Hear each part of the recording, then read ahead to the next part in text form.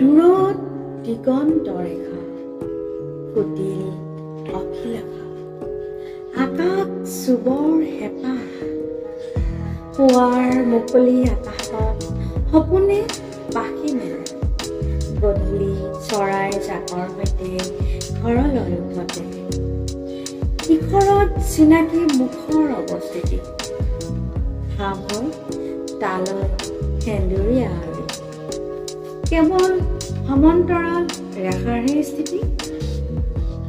কৰ্ম স্থবিৰতা, নেপথ্যত এলাহ, গা এৰাই ফুৰে পৰিশ্ৰম একনিষ্ঠতা, এদিনীয়া সপোন আহে আৰু গুচি যায়, ব্যৰ্থতা কিহৰ বাবে উঠে ইমান খং?